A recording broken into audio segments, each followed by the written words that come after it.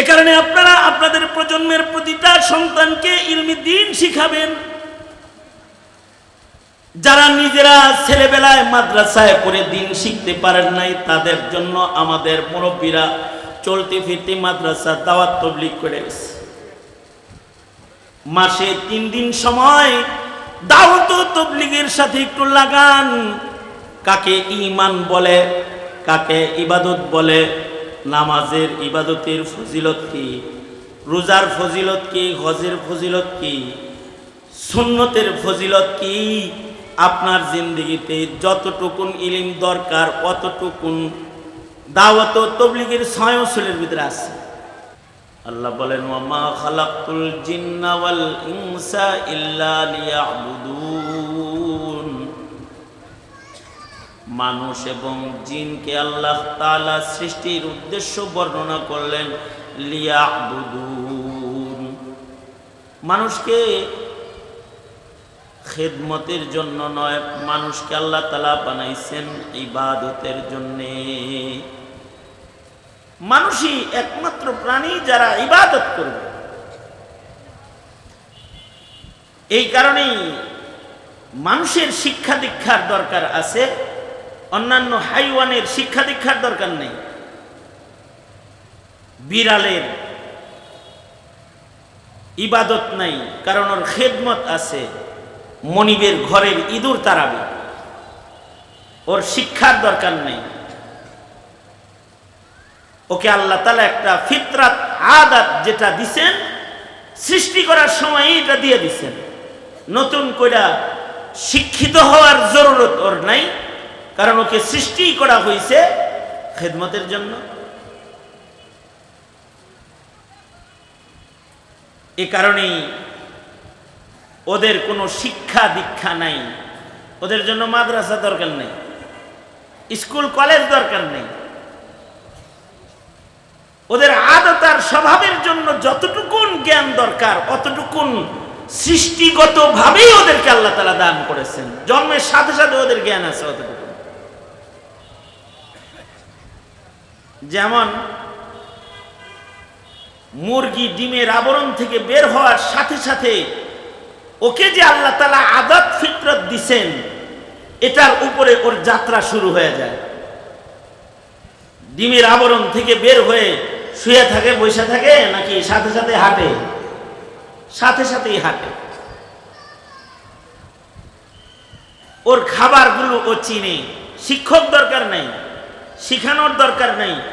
পাথরের কণার ভেতরে যদি চালের গুঁড়া ছিটায় দেয়, একটা মুরগির বাচ্চাও পাথরের কণা খাবে না, কুড়ায়া কুড়ায়া ওর যে খাবারটা চালের দানাটাই ও কুড়ায়া কুড়ায়া খায়। বলুন তো ওকে এই শিক্ষা প্রদান করলেন কে? জোরে আওয়াজ করে বলেন, আল্লাহ। ছাগলের বাচ্চা জন্মের পরেই হাঁটে, আর এমন ভাব লইব জন্মের পরেই প্রথম দিন দ্বিতীয় দিনেই গুতাগুতি শুরু করে যায়। মারামারিও শিখা বেরিয়েছে, মাথা উঁচা করে গুতা মারা কাউকে শিখাইতে হয় নাই। এই আদত দিয়েই আল্লাহ ওকে তৈরি করেছেন। গরুর বাচ্চা দুধ কেমনে খাবে? মায়ের স্তনে মুখ দিয়ে গুতা দিলে পরে ওর মায়ের দুধ বের হবে, বন্ধ তালা খুলবে। ওকে কেউকে শিখাইতে হয় নাই, একা একাই গুতাগুতি শুরু করে মায়ের স্তনে।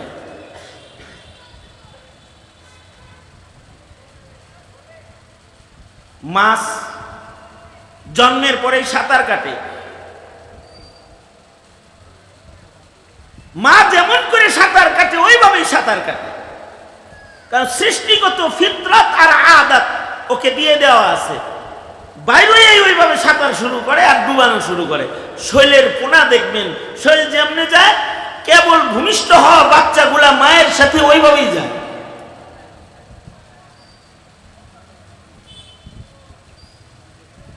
পৃথিবীতে এমন কিছু প্রাণী আছে যারা মার সাক্ষাৎ পায় না। শিক্ষক মাও তার শিক্ষক না, সরাসরি আল্লাহ তার শিক্ষক। ও জন্মের পরে মা বাবার দেখাও পায় না। যেমন সাপের বাচ্চা। সাপ কোথায় ডিম পারে এটা আল্লাহ তাআলা সাপকে ভুলায় দেয়। সাপের মা বাপ থাকে এক জায়গায় আর সাপের জন্ম হয় আর এক জায়গায়,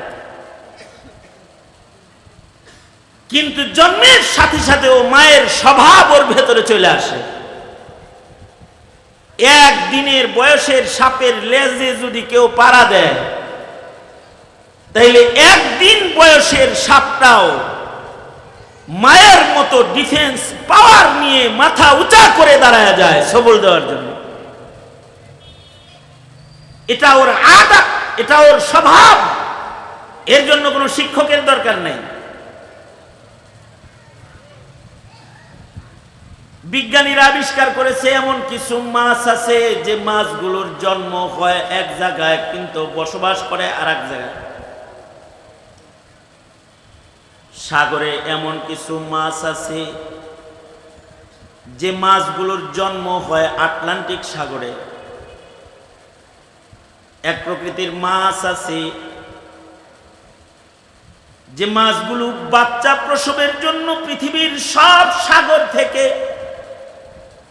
হাজার হাজার মাইল সাঁতার কেটে বাচ্চা প্রসব করার জন্য আটলান্টিক মহাসাগরে চলে যায়। কারণ আটলান্টিক মহাসাগরে যাওয়ার পূর্ব পর্যন্ত এই মাছগুলোর বাচ্চা হবে না। মাছগুলো বসবাস করে বঙ্গোপসাগরে, ভারত সাগরে, আরব সাগরে। কিন্তু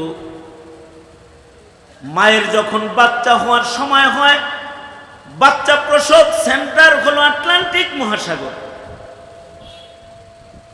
এই মাকে বাচ্চা প্রসব থিয়েটার চিনাইতে হয় না।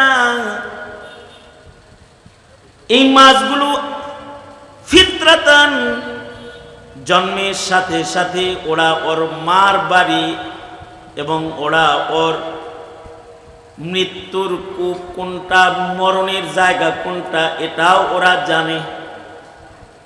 এ কারণে বাচ্চা প্রসব কোথায় হবে তাও ওরা জানে।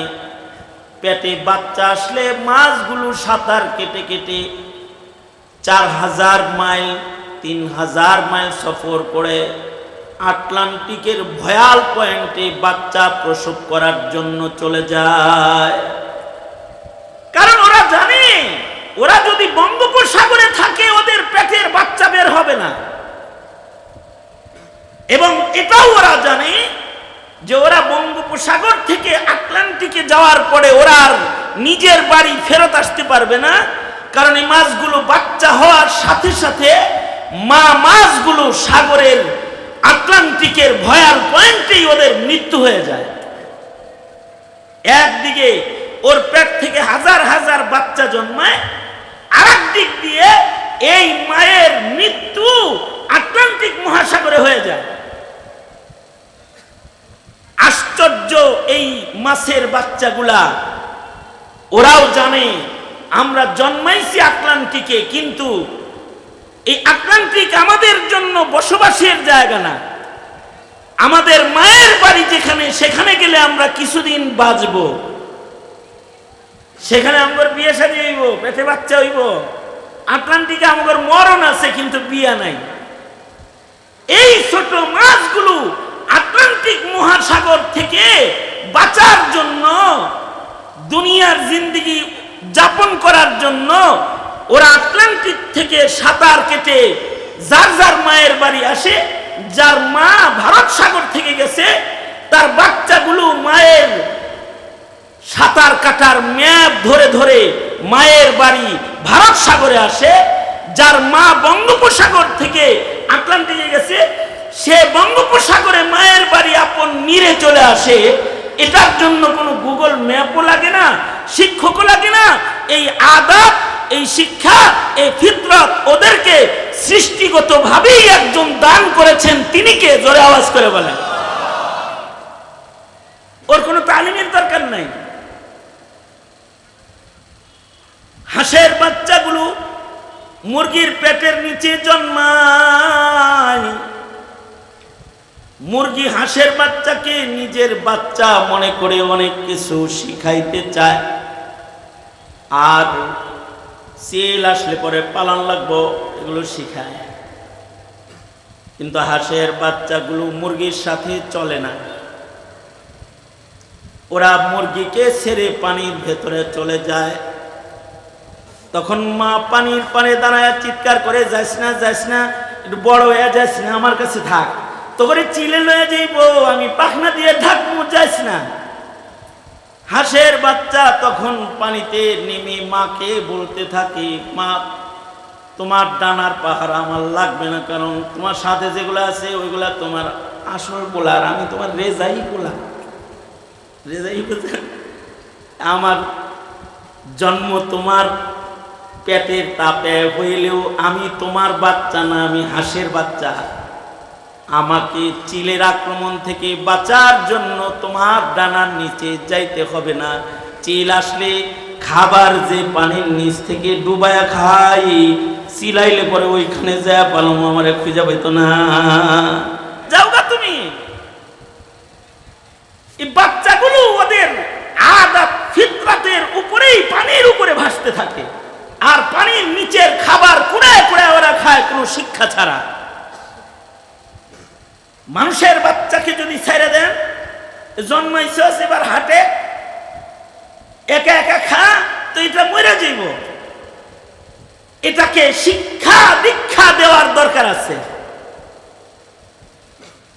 কারণ তাকে আদতের উপরে জীবন কাটানোর জন্য বানানো হয়নি। সে মৃত্যু পর্যন্ত একটা কাজ করবে, সেটা তার কাজ হইল ইবাদত। তার কাজ কি? জোরে আওয়াজ করে বলেন, আরো জোরে করে বলেন, তার কাজটা কি? তার কাজ হলো ইবাদত। মরণ পর্যন্ত সে ইবাদত করবে, এজন্য তাকে বানানো হয়েছে। এ কারণে তার অভ্যাসের উপরে তার জীবন শেষ নাই, তার শিক্ষার দরকার। জন্মের পর থেকেই তার শিক্ষা জীবন শুরু হয়ে যায়। মা বাবা তাকে শিখাইতে থাকে। কুকুরের বাচ্চা এটারে যদি কলেজেও ভর্তি করে দেন, তাও পেশাব এক পৌঁছা করেই করব। ওইটা ওর আদত, এই আদতের উপরে ওর মৃত্যু হইব। কিন্তু মানুষের বাচ্চা জন্মের পরে সে পেশাব করছে, 2 বছর পরে হাঁটছে আর মুছছে, হাঁটছে আর পেশাব করছে। কয়েক বছর পরে মায়ের কাছে শিশু আসছে, এটা বলা শিখছে। এবার মা যেখানে বসায় দিছে সেখানে পেশাব করছে।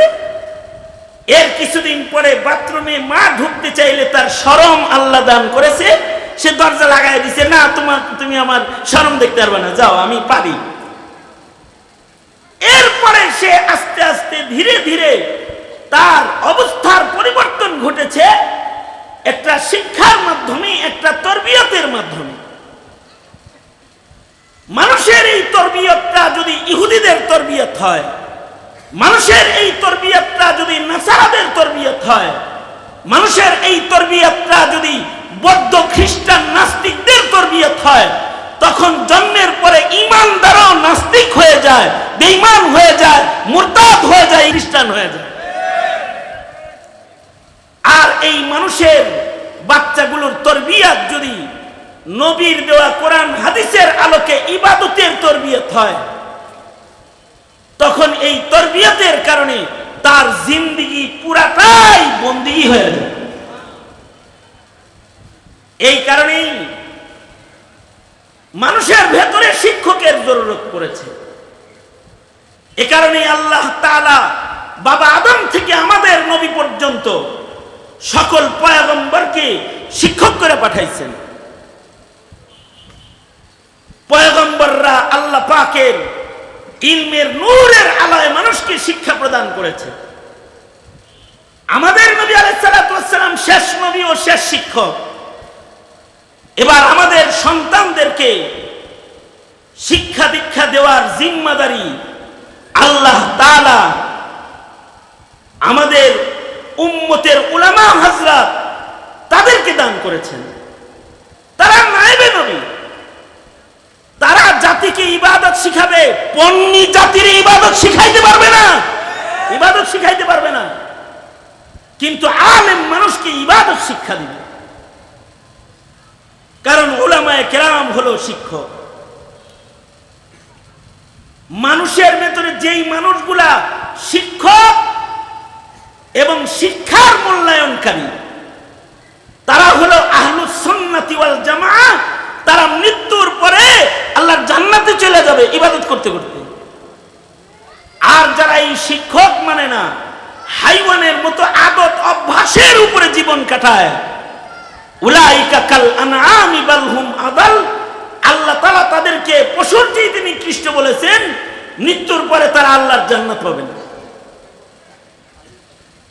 এ কারণে কোনো মানুষই তার নিজের ইচ্ছায় ইচ্ছা মতো স্বাধীন, আমি আমারটা খাই, আমি আমারটা পড়ি, আমার দেহ আমার ইচ্ছা, যেমনে খুশি সেমনে রাখবো, আমি আমার হায়াত যেমনে খুশি এমনে কাটাবো। ইবাদত মাপ নাই। মরণ পর্যন্ত তার 1 নাম্বার কাজ হলো ইবাদত। অর্থাৎ আল্লাহ যে কাজ করতে বলেছেন সে কাজ সে করবে, আল্লাহ যা মানা করেছেন তার থেকে সে বিরত থাকবে। মহান আল্লাহ তাকে 5 বেলার নামাজ পড়তে বলছেন, পড়বে। 1 মাস রোজা, শরীয়তের পাবন জিন্দেগি সে গড়বে। শরীয়তের পাবন জিন্দেগি, তার পুরা জিন্দেগিটাকে ইবাদতের নকশা মতো সে সাজাবে। মানুষের ভেতরে যে মানুষটা ইবাদত দিয়ে নিজেকে সুসজ্জিত করবে, মহান আল্লাহ জান্নাতে নিজে মেজবান হয়ে তাকে আল্লাহর জান্নাতে চিরদিনের হয়ে যাবে। যে তার ইবাদতের জিন্দেগি নষ্ট হয়ে পাপের জিন্দেগি সে আপনায় নেবে, তাইলে তো তার জিন্দেগি বাদ হয়ে গেল। ওই পরিমাণ ইলমে দ্বীন যেটার মাধ্যমে বাতিল চিনা যায়, যেটার মাধ্যমে ঈমান রক্ষা করা যায়, অতটুকুন ইলমে দ্বীন শিক্ষা দেওয়া সব মুসলমানের উপরে ফরজ। তার সন্তানদেরকে শিখাবে। এই মাদ্রাসা, যে মাদ্রাসার আয়োজনে মাহফিল, তারা ঘোষণা দিল আমরা কোনো দান টান নেই না।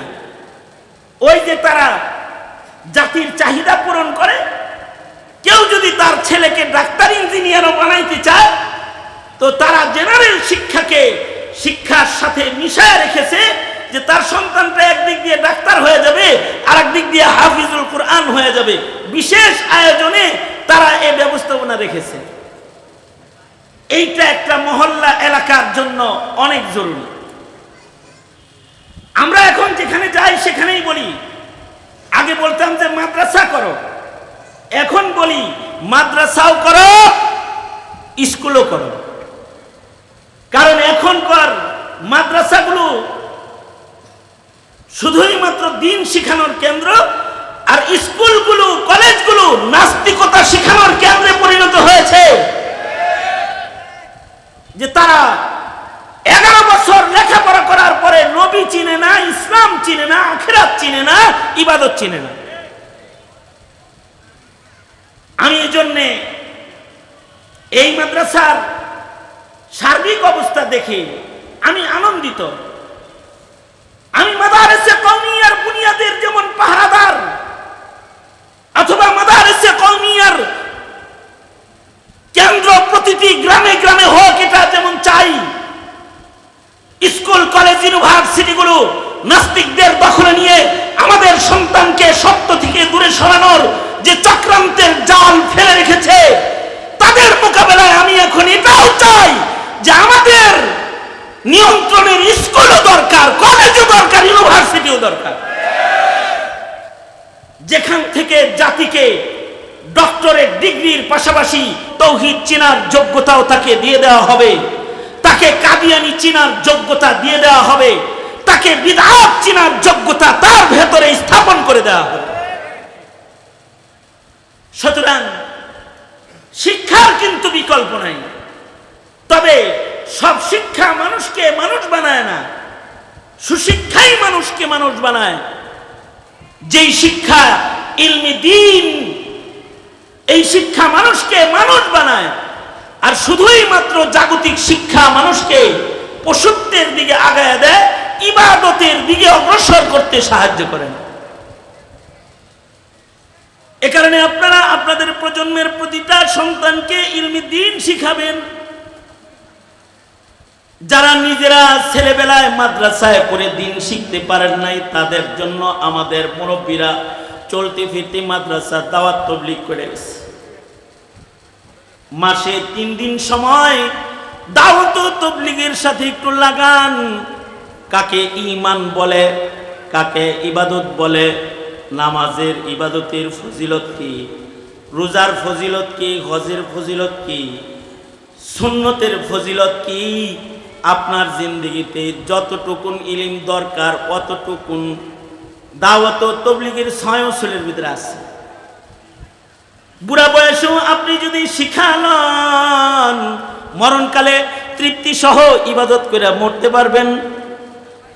আল্লাহ ওয়ালাদের সান্নিধ্যে গিয়ে যদি আত্মশুদ্ধির সবকটা নিতে পারেন, আর কোনো অলি বুজুর্গের সোহবতে যায় যদি দ্বীনের দরদ বুঝতে পারেন, তাইলে মরণ পর্যন্ত শেষ সময় যখন কিছুই করার যোগ্যতা থাকবে না, কম আজ কম বিশুদ্ধ ইবাদত করে মরণ পর্যন্ত বসতে পারবেন।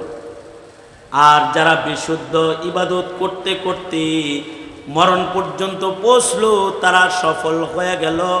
আল্লাহ বলেন, ওয়াবুদু রাব্বাকা হাত্তা ইয়াতিয়াকাল ইয়াকিন। আল্লাহ বলেন, বনি আদম তোমরা ইবাদত করো মরণ পর্যন্ত, এটা মাপ নাই তোমার, শেষ নিঃশ্বাস পর্যন্ত ইবাদত করবা। এ কারণে নিজেরা আবেদ হওয়া, নিজের ঘরের মানুষদেরকে আবেদ বানানো, নিজেরা আবেদ হওয়া, নিজের সমাজের মানুষকে আবেদ বানানো, ইবাদত করনে ওয়ালা বানানো, এটাই হলো আমাদের মূল কাজ। কারণ যদি আবেদ বানাইলাম, ওকে আল্লাহর কাছে পৌঁছাইলাম, আর যদি ইবাদত না শিখাইলাম, ওরে শয়তানের ঘরে দিয়ে দিলাম। সুতরাং মাদ্রাসাগুলোর সাথে থাকবো, উলামায়ে দ্বীনদের দিক নির্দেশনাকে ফলো করব এবং জিন্দেগি ইবাদত বানাইবার চেষ্টা করব ইনশাআল্লাহ। বলেন, দ্বীনের দরদ বুঝাবো, দ্বীনের দরদ, ধর্মের দরদ বুঝাবো। দীর্ঘদিন এক জগদ্দল পাথর আমাদের মাথার উপরে চেপে বসেছিল, যারা হিন্দুত্ববাদ শিখায়েছে, কিন্তু ইবাদত ইসলাম শিক্ষা দিতে তারা বাধা দিয়েছে, ওয়াজ নসিহতে তারা বাধা ছিল। তারা দাওয়াত তাবলীগের ময়দানে রক্ত ঝরাচ্ছে। তাদের কারণে হক্কানি উলামায়ে কেরামকে জেল খাটতে হয়েছে। অবশ্য তারা বহুত্ববাদ আর হিন্দুত্ববাদ প্রতিষ্ঠায় স্কুল কলেজের শিক্ষা সিলেবাসকে পর্যন্ত তারা পরিবর্তন করেছে।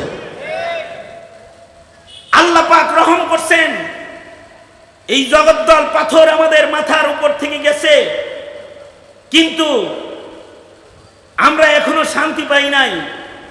খুব দুঃখ পেয়েছি আজ, আওয়ামী লীগের আমলে ওয়াজে বাধা দিয়েছে, কিন্তু রক্তের বিনিময়ে এই দেশ স্বাধীন করলাম আমরা।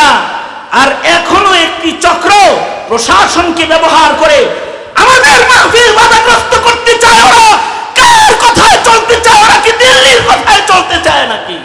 এটা প্রশ্ন আমার। সুতরাং আমরা তো আমাদের সন্তানকে ঈমান ইবাদত শিখাবই। এই দেশ মুসলমানের দেশ, ইসলাম আর মুসলমানের স্বার্থের কথা উলামায়ে কেরাম বলবেই। কারণ উলামায়ে কেরাম জমিনে ভিনদেশী প্রভুদের রাজনীতি করে না। উলামায়ে কেরাম আল্লাহর জমিনে আল্লাহর খেলাফত প্রতিষ্ঠার আন্দোলন করে জীবন শেষ করে। মুহতারাম হাজিরিন, একটা সময় এসেছে এখন আবার পরিবর্তনের, শিক্ষা সিলেবাস পরিবর্তনের, মুসলমানের সন্তানকে ইবাদত শিখাইবার পরিবর্তনের একটি সময় এখন আবার এসেছে। অবশ্যই এই দেশে তারাই রাজনীতি করবে, তারাই এ দেশের নেতৃত্ব প্রদান করবে যারা ইসলামকে ভালোবাসবে। যাদের ইসলাম পছন্দ হয় না, তাদের এদেশ ছেড়ে কখনো দিল্লি, কখনো ওয়াশিংটন চলে যেতে হবে। শাহজালালের মাটিতে তাদের জায়গা হবে না, জায়গা হবে না তাদের। সুতরাং হিসেবে দায়িত্ব আদায়ে উলামায়ে দ্বীনদের সাথী হব ইনশাআল্লাহ বলেন। আল্লাহ আমাদের সবাইকে কবুল আর মঞ্জুর করেন এবং আমাদের প্রজন্মকে দ্বীন ও ইবাদত শিখাইবার তৌফিক দান করেন। দরুদ শরীফ পড়ি সবাই, সাল্লাল্লাহু আলা সাইয়্যিদিনা ওয়া মাওলানা মুহাম্মদ ওয়া আলা আলিহি ওয়া আসহাবিহি ওয়া বারিক ওয়া সাল্লিম। আলহামদুলিল্লাহি রাব্বিল আলামিন।